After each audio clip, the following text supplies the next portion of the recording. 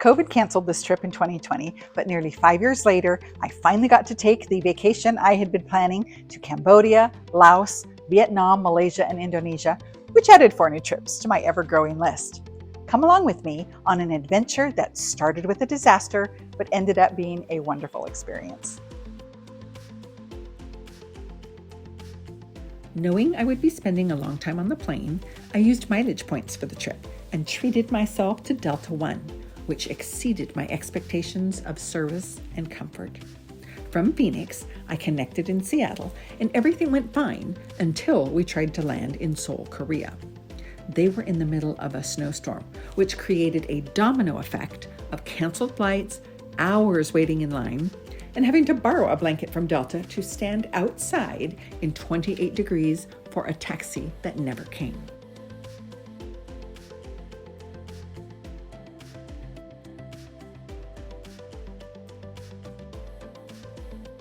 But 3 days later, I landed in Phnom Penh, the capital of Cambodia, at 3 a.m., and then had to leave for Siem Reap bright and early the next morning. But that was when the fun began. On the way, my guide Vanek took me to a family-run silver shop that I never would have found on my own, where the daughter explained about her younger siblings practicing their carving and stamping on tin cans before they could move on to actually working on the 92.5% silver, bronze, and copper, like she and her mother were demonstrating.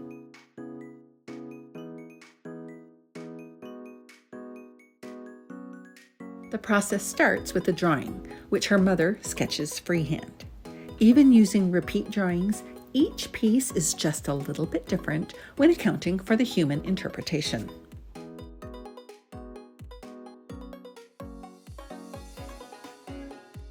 After learning about some of the meanings behind the symbols, such as pumpkins mean good luck and turtles symbolize power and longevity, I found a couple of gifts.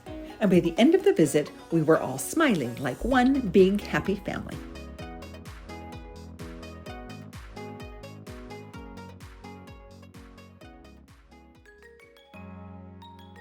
Continuing on, the drive to Siem Reap was about 6 hours of rural villages and countryside, which had I flown, I would have missed, until we arrived at the Sacha Handicrafts Incubation Center. Their mission is to preserve traditional arts and crafts, educate the public, and provide opportunities for young people to learn the time-honored crafts. My guide was quite informative at each different type of art represented. And we create this company to supporting and to promoting Cambodia handicraft and also local culture. In here we also have like 52 artists that are doing in a workshop, and we also have like 5 workshops. So from some workshop we combine 2 or 3 skills together, and in here we also provide them other soft skills like English, marketing, history, artists, and also my class. Okay, so let me continue to our first workshop. So here is the rattan with the ceramic one, like we combine together, and this one also we make from the rattan that Cambodia use for fishing like this. But when we go to fishing, we need a big one, but this one just I want to show you. Yeah, and here is we make from the hyacinth, the plant in the river, and then we need to cut it and then wait until it dry like this, and then we cut like a small piece and we make like the coaster like this. Then we can put like something hot on.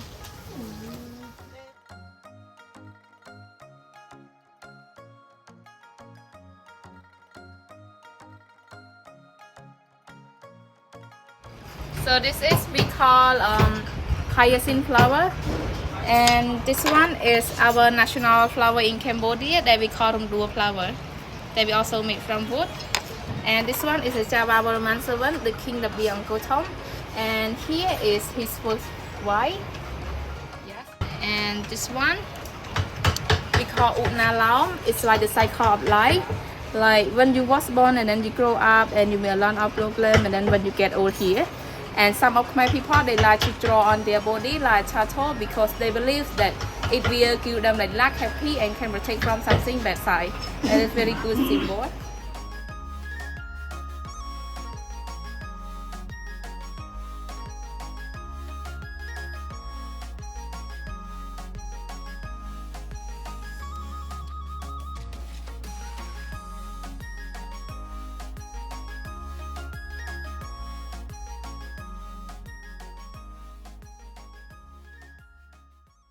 My accommodation in Siem Reap was the beautiful Central Suites Hotel, whose lobby had a serene, almost spa-like ambiance and a welcoming staff with unsurpassed service.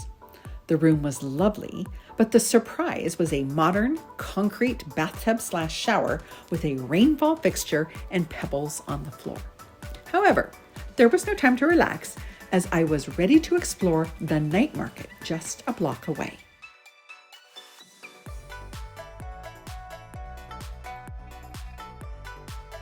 A typical Asian market, there was a lot of merchandise packed into narrow rows of stall after stall after stall, offering everything from fine jewelry to silver to inexpensive clothing and handbags to silk scarves, souvenirs, and both raw and cooked foods, much of which I wondered to myself exactly what it was.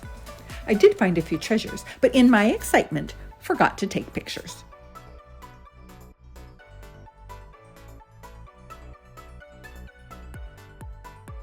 With my first full day in Cambodia under my belt, I woke up to a nicely provisioned breakfast buffet and took time for a few photos with my guide before heading out for the star attraction.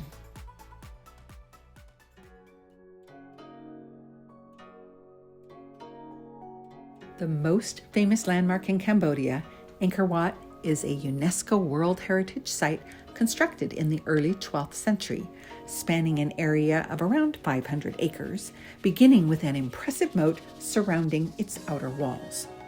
This was where I met my local guide, Lucky, who was a fountain of information, much of which I won't remember.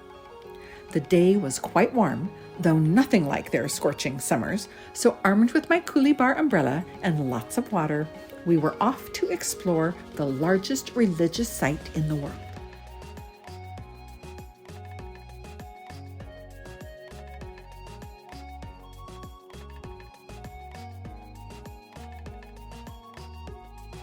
So we've just entered Angkor Wat, and what you see behind me is the exterior part of the building. So we are now entering sort of the courtyard area and ready to continue on to see what else we can see.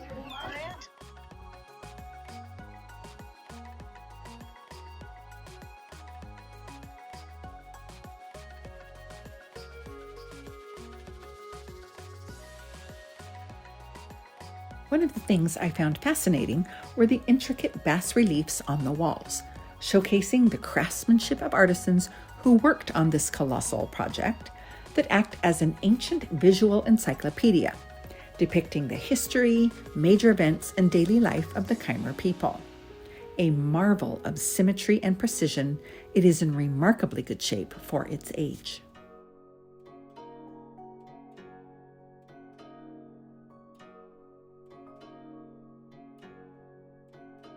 I only spent a couple of hours here, as there were other things I wanted to see in my limited time, so we moved through at a pretty good clip. For the $37 entry fee, most people would plan to spend at least a half day. And if you want to hire a local guide on site, which I recommend, it was about $20 plus a tip if you so choose.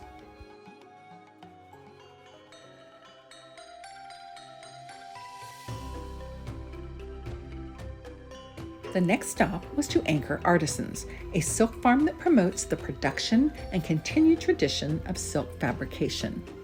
The tour began with an overview of the process, which detailed the life of a silkworm, the stages of its life, how the silk is extracted from the cocoon, and how it is spun into thread.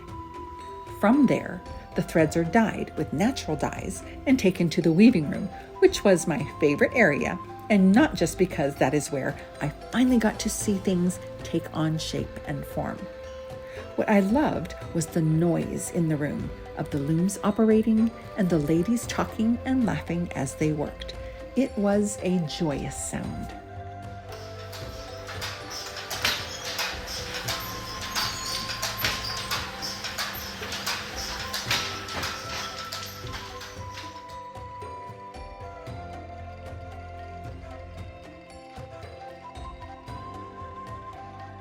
Of course, I couldn't leave the silk farm without visiting their gift shop, where brilliant colors and intricately patterned silks had been transformed into handbags, scarves, garments, and home decor. It was a great way to finish out the day before heading the 30 miles outside of town to the new Siem Reap airport to catch my flight to Laos.